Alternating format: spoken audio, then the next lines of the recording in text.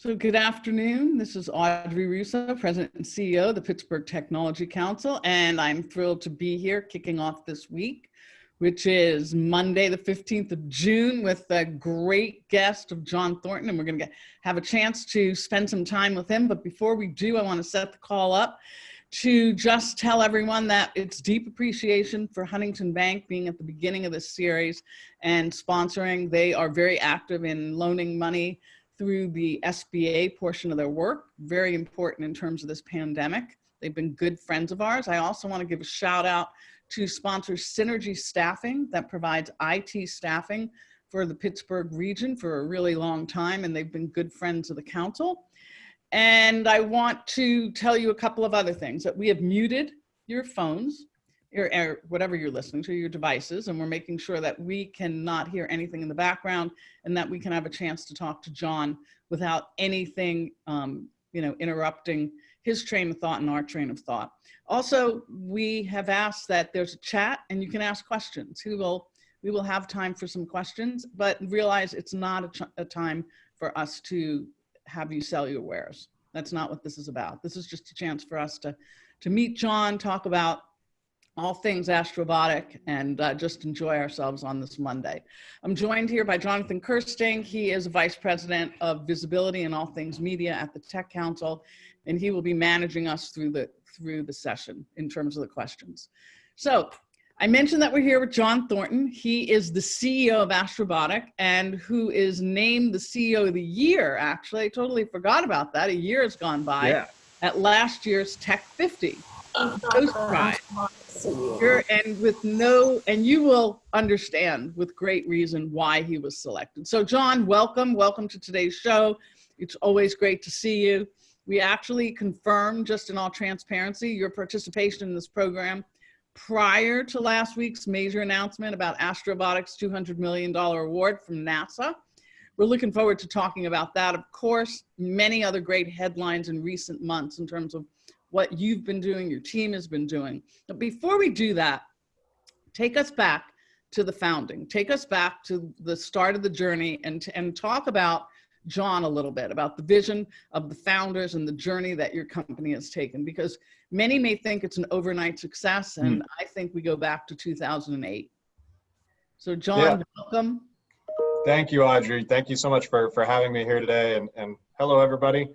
My name is John Thornton. I'm the CEO of Astrobotic, but as Audrey mentioned, we are not an overnight success. It's been a 13-year-long overnight success. We started back in 2007, so that was a terrible time to start a company because that was the last recession, much less a moon company that was building delivery to go to the moon. So that was very, very challenging. We hit a lot of bumps in the road in the early going, almost went under probably 2 or 3 different times in the early going. And then about 7 years ago, I actually started on the project as an engineer. About 7 years ago, moved over to the business side. And then since then, I've been running the company. We've been growing the company primarily previously on small NASA contracts, SBIR, STTR, a few $100,000 here to there. And then over the years, we've built up the capability of delivering and selling lunar payloads to go to the moon.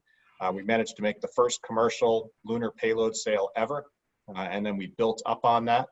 We then convinced Congress and NASA to create a program called CLPS, which is the Commercial Lunar Payload Services Program, which is a $200 million per year program to deliver up to 2 missions per year up to the surface of the moon. And they're actually maybe talking about more than that at this point. So we then competed to potentially win one of those contracts. We got our first big one last year, about a year ago, right around now. We got our first contract of $80 million, and that was to deliver about a dozen NASA payloads up to the surface of the moon, and combined with our commercial payloads, we filled our manifest for the first mission. So that first mission is planned to fly late next year. And then the big news this last week is that just a year after our last big news, we got a $200 million contract to deliver a large rover to the pole of the moon. And it's a 475 kilogram rover and interface. But what's really amazing about this rover, it's a development by Johnson Space Center. The rover is designed to go into the polar parts of the moon and drive into the permanently shadowed areas of the moon that are extremely cold and are thought to be cold traps for water and other volatiles. And the idea of this rover is to drill down into those permanently shadowed areas, drill for water, and if we can extract water, you can drink it, of course. You can split water into oxygen so you can breathe it. And you can also split it into oxygen and hydrogen, and that's rocket fuel. So potentially, if we can find water with this NASA rover that we will be delivering to the pole of the moon, that will be the first use of resources from another planetary body ever. And if we can continue to grow that capability, we can learn to live off the land of another planetary body using local resources. And that's a huge game changer for space. You think about exploration here on Earth, we go to another place, we know that we can grow food or hunt or live off the land in some way. That's not possible right now in space. But if we can do that, then we can become true explorers. We could live off the land on the moon, grow our own food. We can take that same technology, go to Mars and other destinations deeper and deeper into space. So this first mission with NASA, with this $200 million mission, is a big stepping stone toward all of that. And then the other important part of this mission is that it's a precursor to the human landers that NASA wants to fly to the moon. So NASA has plans to put the first woman astronaut on the surface of the moon by 2024, and they want to go to the poles of the moon. And in particular, this is a precursor mission towards that. So an opportunity for NASA to get a survey, to locate destinations of interest. So it's a huge opportunity for us, Astrobotic, and of course our headquarters is right here in Pittsburgh. We're right on the north side in Manchester. We're building up our new headquarters there, which will be open in about a month's time. And from there, that's where we're going to build the landers. We're going to operate the landers on the surface of the moon. We have our mission control right there. So we will be seeing live pictures and video coming back from the moon. And it'll be Mission Control Pittsburgh, where all of that is going to be controlled. So really, really exciting, and so thrilled that we can now say that we have a multi-mission manifest, and so excited to be building that here in Pittsburgh. It's a beautiful thing on so many levels. Listen, what's your background? Tell everyone sort of what your background is. How did you get into this work? I mean, I know that you're a graduate of Carnegie Mellon, but just tell us what your academic background is. Yeah, so I've always loved things that moved. I like building things with my hands. I took wood shop in high school, for example, and got really into woodworking for a little while. And then went to college, to Carnegie Mellon, joined the buggy program there, which is building a human and gravity-powered racing vehicles, super lightweight composite vehicles. I studied mechanical engineering there, bachelor's, master's, and then I actually had an offer to go to Boeing out on the West Coast. So I had it all set up, ready to go, and then I had one summer free between my bachelor's and master's. So I said, oh, let me do something fun. And that's where I went to the Robotics Institute and met Red Whitaker. He's one of the big names in town with robotics. And together we built a rover called Scarab, which actually is one of the first rovers to put a drill on a rover to go drill for water at the poles of the moon. And now, of course, 13 years later, that's come full circle. So as a mechanical engineer, that's how I got started with Astrobotic, and then over the years got more and more involved in the finance side because I'm good with numbers, and then ended up moving into the CEO position about 7 years ago. So still miss doing things with my hands. So working on renovating a house with my wife in Highland Park. So still get to do some things there. Yeah, it's great. And so are you a native Pittsburgher? I'm from New Jersey originally, so I moved here for Carnegie Mellon and ended up staying. That's awesome. So I think there's just a quick question, and we're going to get into this. This is from Patty Rote. Said, will you invite the girls of Steel to come over at your new facility? That's from Patty. Hi, Patty. Good to see you. Yes, absolutely. So we're actually planning a whole public engagement side of our new building. We're not officially announcing it yet, but there will be some big news there. So there will be lots of opportunities for people to come up and see the spacecraft up close and personal. So stay tuned in the coming months. We're going to have a big announcement about that. So let's just talk about like SpaceX, right? SpaceX successfully launched for the first time 2 astronauts to the International Space Station. So can you talk about how the privatization of space has opened up opportunities for both NASA and for Astrobotic? Yeah, absolutely. So commercialization in space is a big enabler. And one parallel to think about is commercialization of our skies. At the very first, airplanes were U.S. mail, right? They were government aircraft. And now, of course, 100 years later, now we've got commercial aviation that can take you everywhere. And the real big key there is technology progressed to the point where you could make a commercial model. And that same thing is occurring in space. The first satellites were all government. Now, of course, there's a many billion-dollar satellite industry. Space worldwide is a $375 billion industry, and only a quarter of that is government spending. So the satellite industry is alive and thriving commercially. And now NASA is seeing the value of that and pushing that further and further into space and creating more efficiencies and building blocks that can then be used to do the next big thing and focus research dollars on the far fringes of what's possible.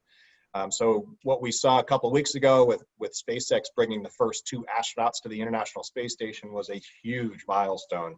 That was the first time that a commercial spacecraft brought humans to the International Space Station. It's a huge mark to return America's capability to fly back to space. But the other really big thing is that the cost point is significantly cheaper than it was for shuttle. So that means that those savings can then be poured into the next thing. So that same parallel is what NASA was seeing looking at the moon, and with the Commercial Lunar Payload Services program, the CLPS program that we are part of. They saw an opportunity to create a commercial platform around regular routine science missions on the moon.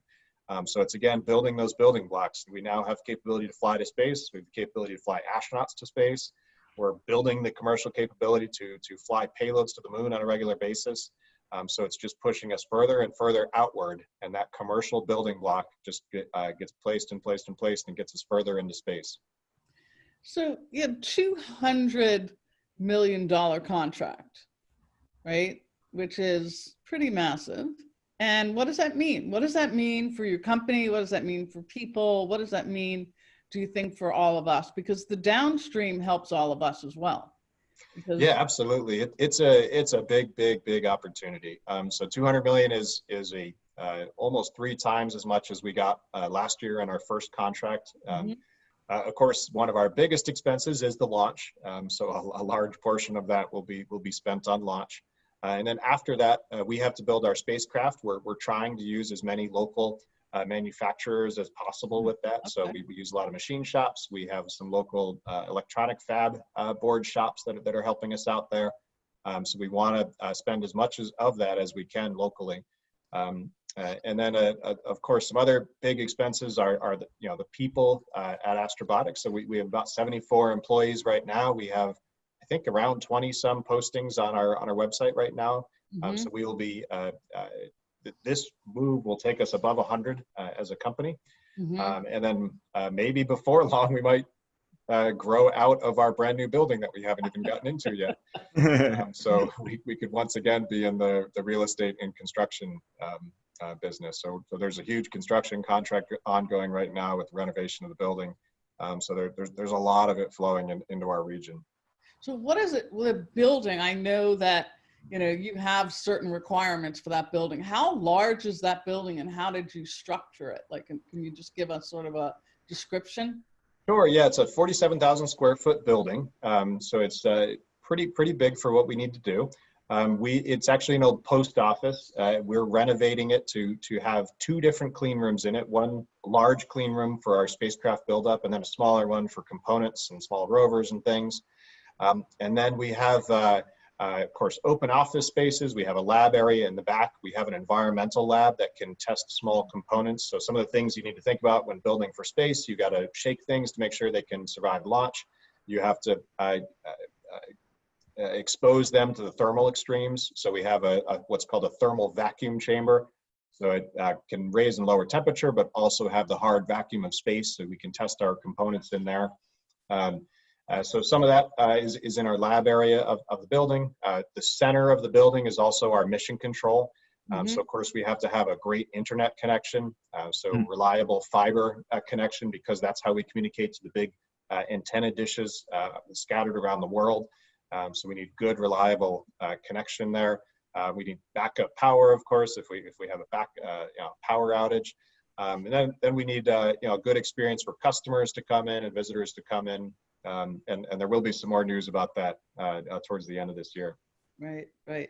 So there's a bunch of questions that I think we answered one of them. That was from Anita. She was asking how large will the headquarters be in Pittsburgh. I think you mentioned that, and you have about 20 job postings. And they're mostly what kinds of jobs? So they're mostly engineering, but we are also looking for procurement. We have a business development opening right now. And we will have some other non-engineering positions posting in the near term. So be on the lookout for changes there. Good. Okay, good. So Jonathan, you want to start with Emily's question? Yeah, I like Emily's question. Yeah. So do you have any geologists on staff? Surprisingly not. So our focus as a company is space robotics. And the science part of these missions is being done by NASA. So our primary interface is our lander interface with their rover. How does that occur mechanically and electrically, and how does the software talk to each other? So there's a lot of intricacies of that, and that's the kind of thing that we do for all of our customers. Over time, we do want to add some science capability in-house so that we can do more of the payload side of the development, the science side of the development in time. And then, of course, if we can build up enough to go after the water, we will need some really good geologists and scientists there to figure out how to extract that water, because it's frozen, probably broken up into little bits. It might be stuck to other materials. So how do you extract it? How do you purify it? So there's a big question there on how to mine it.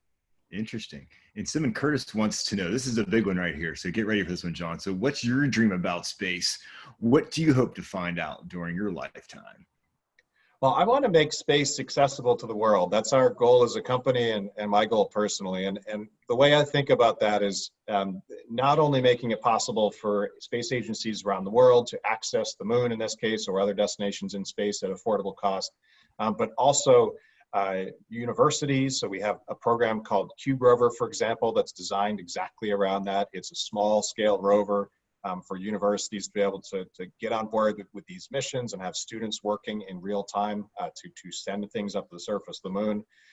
We also have, even down to the point of individuals, making the moon accessible to the world. We have a program called DHL Moonbox, and yes, DHL is a sponsor. So you can, number you get when you send something to the moon? Yeah, we can all send something to the moon. So for a few $100s is the starting point. But the idea there is to, in a small way, that we can all send something up there. So we have inscriptions from families on there. We have family photos. There's people that will send like swatches, like from a wedding dress, for example. We have pet hair from a family pet that passed. Wow. So it's really like whatever part of your story that, some significant piece that you want to put up on the moon to be housed there forever, such that you and your whole family can look up at the moon and know that you have a common touch point in the night sky every single night.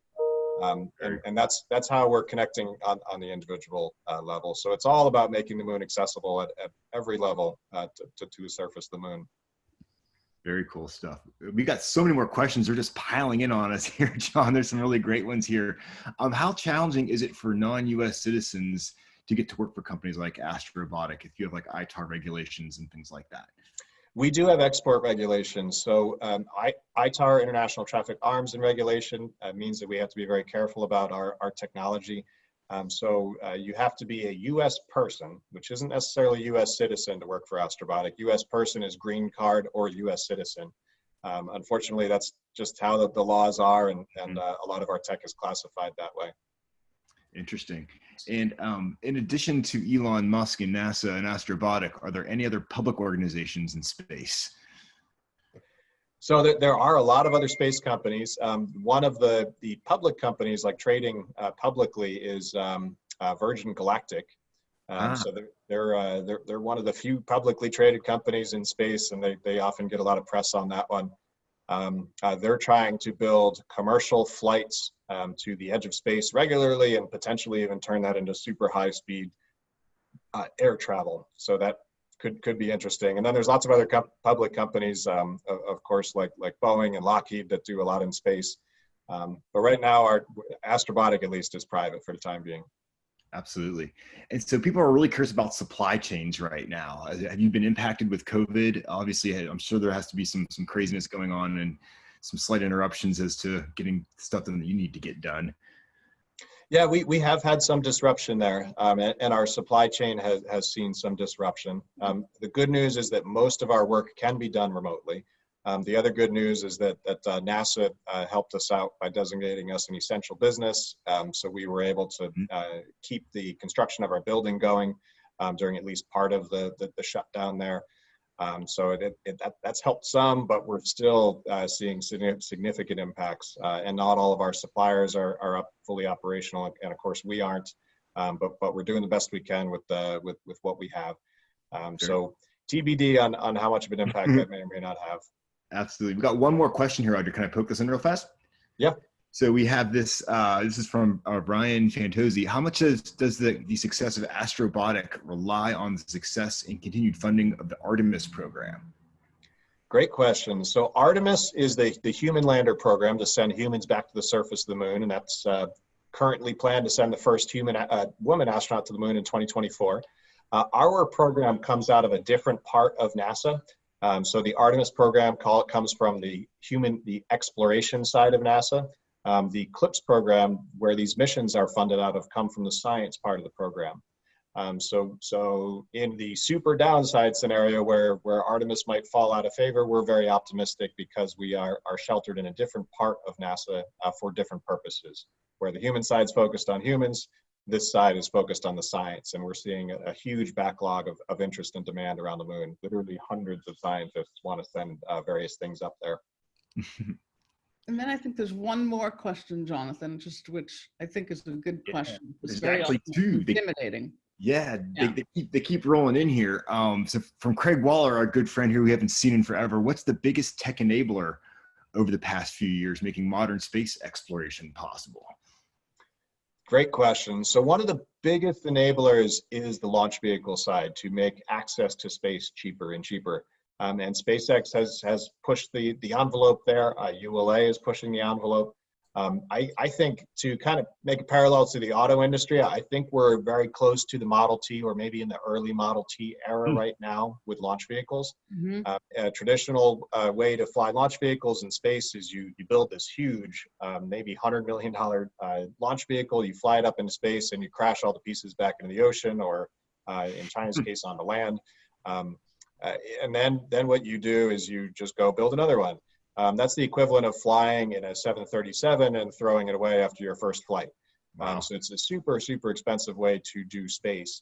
So NASA has been helping build SpaceX, and SpaceX is creating this reusable capability to fly the stages back to Earth. And if you can do that, then you can approach the cost of fuel to fly to space, which is how the airline industry works. So you could dramatically reduce the cost to get up there. We haven't seen those launch costs come down dramatically yet from SpaceX, but they're working on it.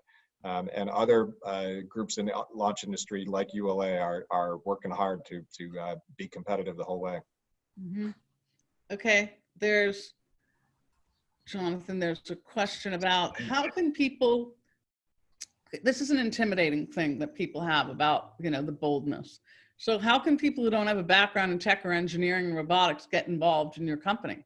How does the average citizen with other skills get involved, work for you? Well, there's lots of different ways to involve in space. So every space company needs an accountant, and we've got to track the money and move things along. We need insurance just like everybody else. We also have a legal side of the house. Of course, that's a little specialty with space law, but there's also just mundane, regular contracting there. Of course, there's real estate involved because we just bought the building, and there's the construction side of it as well. So there's a lot of industries that make Astrobotic possible and make the whole space industry possible. And we're looking forward to building more and more of those relationships here in Pittsburgh and making Pittsburgh a powerhouse for space robotics. So do you think that with the kinds of talent that you're looking for, and now I know that you need at least 20 people that are in the engineering spaces as well, are you, and the opportunity of COVID allowing people to work from home, do you think that there will be opportunities for you to hire people outside of Pittsburgh, but them not move to Pittsburgh? It's potentially possible. I'm personally a fan of the in-person work. I think Right. you get a lot from just walking down the hall and running into somebody that you weren't planning on talking to that day, and there's a lot of value there. So I think we'll always have a preference for being in Pittsburgh, and we have attracted a lot of folks from all over the country to come here to Pittsburgh. Most of our employees right now are outside of Pittsburgh, came from outside of Pittsburgh. Well, one really cool thing is that we're finding a lot of people with space experience that say, well, I had to move out of Pittsburgh to do space, but now I don't have to. Yeah, you're coming back. And finding, that they can live next to their families again and be back to where they grew up. So we have a lot of folks actually that are Pittsburgh slingshots coming back home to work in space now. But you've also had non-slingshots. I've had a chance to talk to many people on your team, and they're non-slingshots. They actually say if they want to work on something in space, they've got to come and work for you and your company. And these are people who have been from DC, from LA, from Seattle, and they're saying, here is where I want to plant my flag. And I had no ties to Pittsburgh.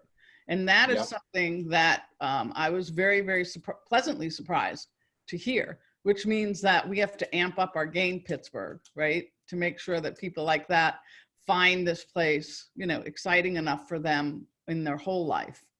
But you certainly have been the impetus for so many people moving here, and we thank you for that. Oh, absolutely. There are a ton of people, and everyone's always impressed with Pittsburgh when they come and see it. It's like it's got the big city amenities with the small town feel, and it's the people and the way you interact with folks. That's what most people note the most. It's like people will actually say hi and be friendly. So what do you think about, John, about building, sort of like a coalition around space, like in terms of companies? Do you think that we should be working hard and saying that you don't need to be in California, you don't need to be located in in Florida, you really should be in Pittsburgh? Oh, and absolutely. That we should build some sort of a coalition. You think there's an appetite for that because of? Yeah, absolutely. I know of some things going on already in that. My wife, who I see is on the line, she could probably speak to that better than I can, but there's a bunch of that kind of groundswell activity going on here in Pittsburgh. And you think we can attract other companies? I think so. I mean, we're already seeing that kind of success just with the supply chain. We found a lot of folks here in Pittsburgh that actually do space as part of their normal business. So we were able to tap them because they already work in space. So we can certainly raise that profile, and of course with Astrobotic's story, we've got a good rallying story to attract more and more of that.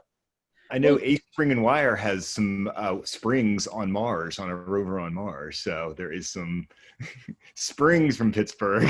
There you go. It's one of many stories like that.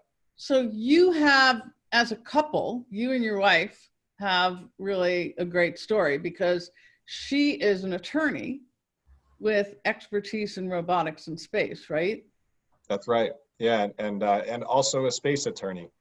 So there are interesting space-specific legal aspects, like who owns the moon, and what authorities do you need approval from to actually fly, and it gets interesting. Wow! I'd love to hear some dinner conversation. Exactly. About space, and space is the place, and Fly Me to the Moon, and lots of good music. Yes, Justine is an interplanetary rock star. Someone just put that on that. So I think, and I would totally agree with that.